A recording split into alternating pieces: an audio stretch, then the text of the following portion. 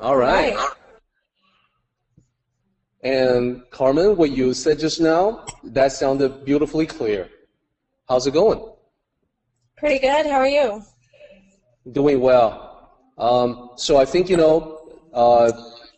looks like I'm connected. It looks like I have a good connection. It looks like you have a good connection. I think we are ready to proceed. I'll go ahead Excellent. and let me mute my microphone, and please feel free to begin whenever you like. Thank you. And good morning, everyone. I hope you're all having a good Sunday, other than a few technical difficulties. My presentation today I'm titling When It Rains, It Pours. The nice thing about having done so many Carmen's Corners is I have a decent vault of past presentations that I can quickly pull up for my purposes. I am working on two new ones that I hope you'll find very exciting. But unfortunately, I was waylaid this week with a cold, and I was pretty much on the couch all of Friday. So I'm glad that I went back to the archives and found this presentation, which I feel is relevant to my current week and is also pretty informative. So originally, when I started this presentation, I named it It's Raining Cats and Dogs, really because of the rain in Seattle. So in the summer, this city is gorgeous. This is a photo I took in June of 2012, I want to say.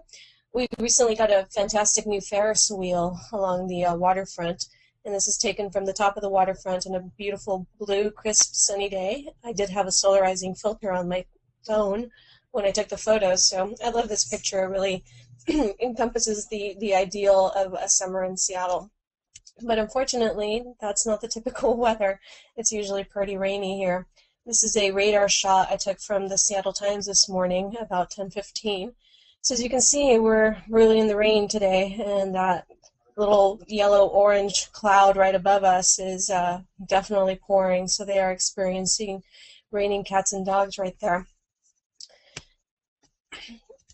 But I'm going to get to the cats first. This presentation is about cats and dogs. And to start with, just talking about feline issues. So about 2 years ago, my cat Huxley, I have two kittens. They're Huxley and Chloe. They're not really kittens. They're about 10 and 7 years old, respectively. Huxley was having, as we would call, inappropriate elimination issues. He was peeing in the office, on the carpet, on the baseboards, and we were just getting really tired of it, as you could imagine, and trying to figure out why he was being such a jerk. And of course, we were trying to punish him with a spray of cold water, but of course that never really deterred him. And in trying to search for a solution, we looked to Google to figure out what might be causing his symptoms. Thanks to Google, we found a couple of really great resources, one called Cats International. It's a nonprofit dedicated to helping humans live with their feline animal friends. And what I think I took away the most from that research and that education is that we really had to get into the mind of the cat and to be empathetic. And as it turns out, at that time, I was working a lot. I had a lot of responsibilities with my extracurricular volunteer activities. I wasn't really home a lot, and my cat was frankly getting a little pissed off because, wasn't really cleaning the litter box enough and not giving him as much attention. And so once we started relating what those issues were, I think we were able to get to the root of the problem and take him to the vet, obviously, to rule out any medical conditions. And really, after giving him some more attention and kind of being more consistent about cleaning up his litter box and giving him, enough cuddle time, kind of cut it out. So we've definitely had a big improvement on the inappropriate elimination issues. So that was that. And now I'm going to move on to the dog part of the presentation. So in learning to be empathetic about my cats, I also kind of ran across at the same time this article in the New York Times of Cesar Romero. You may know him as the dog whisperer. So Cesar and I have a lot in common. We're both Mexican.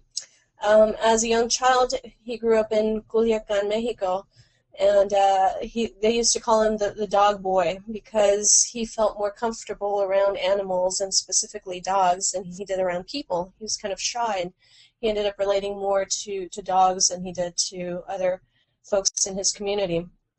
When he turned 19, around the time he was 19, he immigrated to the United States, and he got a job at a dog grooming salon. And he quickly gained a reputation for being very well, working very well with dogs, and to be a really effective dog trainer. And so at the time, he was not charging very much for his services, and as luck would have it for him, one of his early clients was Jada Pinkett, also known as Will Smith's wife. So she was a young actress at that time too, and he expressed to her his desire to one day have his own television show all about training dogs and working with people. And she was very frank with him. She told him, well, frankly, your English is not good enough to be able to translate this into a television career. And to his credit, he took that advice to heart, and he spent several years advancing his English language skills, and also working more with agents and figuring out this brave new world of entertainment, reality television. And as you know now, he became a very successful entrepreneur, and he has got a show. I think it's still on. It's been a while since I checked. But this photo coming up next here really encompasses his, growth and transformation from being a young kid in Mexico to being an international celebrity. This idea of handling 10,000 chariots, I really latch onto that because I constantly feel like I'm trying to stay on my horse here while riding all these chariots, all these different tasks. Many of you may also feel you have a lot going on in your life, and how do you handle it? That's another talk that I'll have separately. But I felt it was really interesting to see him being so successful in managing all these different aspects of his career and all of these different dogs. Now moving on, the reason I chose this presentation to pull out from my archives is that this week we've had a house full of sick kitties. I kindly refer to Frank as my big kitty. He's somewhat feline in nature. And my cat Huxley has been back on ill symptoms for a while. We were gone for the Christmas season, and he was being looked after by my coworker. And then we were gone again for New Year's, and then I had a conference in New York, so I was gone again for about a week. So there was a lot of period of time between December and beginning of February where we were in and out of town, having different people come in and check on him. And what we usually would do when we go out of town is give him a feeder full of dry food and a lot of water, and then my friends would come over and give him wet food. Well, he's quite a glutton, and it seems that during that period his gluttony nearly killed him, because all of that dry food was really essentially, he was eating a lot of carbs, which is not good for cats. He developed diabetes. It took us a little while to figure that out. He was just not feeling well, and he was drinking a lot of water, which was very unusual. Cats usually don't drink a lot of water, especially not the quantities that he was drinking. So I took him to the vet, and they diagnosed him with diabetes, and we started a program of shooting him up with insulin twice a day. And slowly he started devolving to the point where his legs were getting really weak, and he couldn't really even walk anymore, so that was freaky, very scary. Around the same time, Frank got very ill. He got a cold. He was kind of on the couch, so I had 2 sick cats.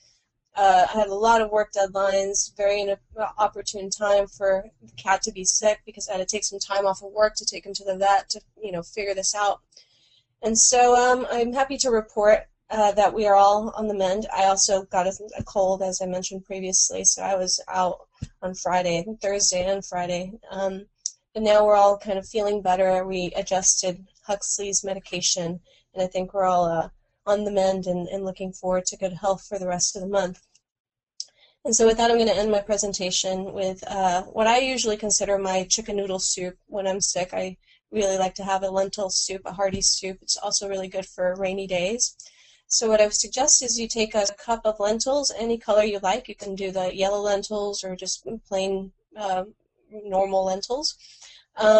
Celery, carrots, garlic, tomatoes. And what you do is just cook the lentils first. As you recall, the last presentation I gave you a recipe for vegetable stock. I would really recommend using some of that. It gives a really good base to your soup. And cook up the lentils until they're pretty good, nice and soft. In a separate saucepan, you can saute the remaining ingredients and add them to the lentils, saute or simmer for another 10 minutes. And you can garnish with cilantro and serve with some nice toasted bread or some croutons. It's a pretty nice meal to have when you're sitting inside trying to avoid getting wet. With that, I'm going to return it to Derek, and thank you all for allowing me the opportunity to chat with you.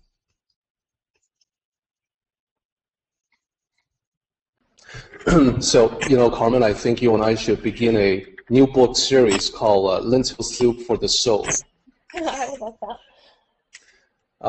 And so just a quick by the way, when I was little, I had a kitten, and Janice had a little puppy. So I definitely can relate to what you're talking about today. And so a big question out over the internet, and that is, do you have feedback or questions for Carmen?